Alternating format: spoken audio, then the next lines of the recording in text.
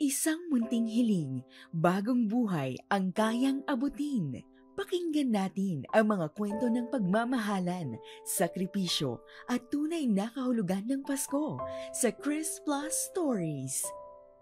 Pag sinabing pangalawang nanay, naiisip natin ang mga teachers o ang ating mga lola. Pero para kina Jamjam, Jamjam at Jazz Angel, ang nanay nila ay ang kanilang Tita Donna at Tita CJ. Ito po yung ate ko nag-aalaga sa mga pamangkin ko. Ito po yung baby namin. Bebeng! Ayan, ito po, ayan. Ito po si Jem. Hi! Ito po si Jam. Hi! Noong 2023, pumanaw ang nanay nilang si Angel Cruz, kapatid ni CJ.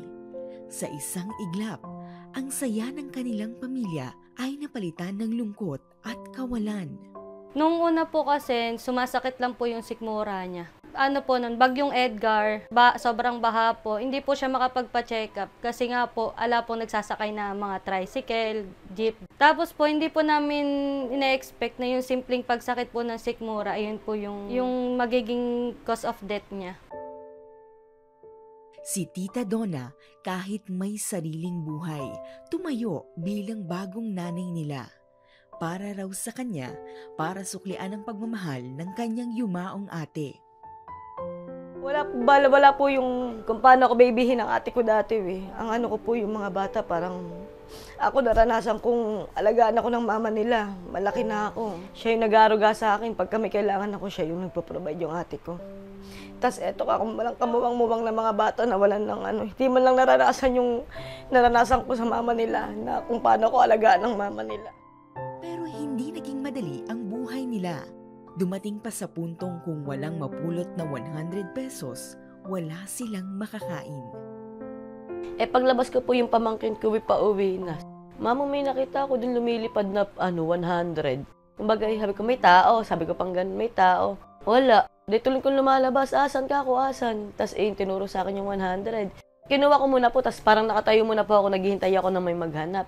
Tapos nung ano po wala, ginawa ko po, diniretso ko na sa tindahan, binili ko na po ng bigas, diaper, tsaka ulam. Si Tita CJ naman, kahit may sariling pamilya, hindi binitawan ang mga bata.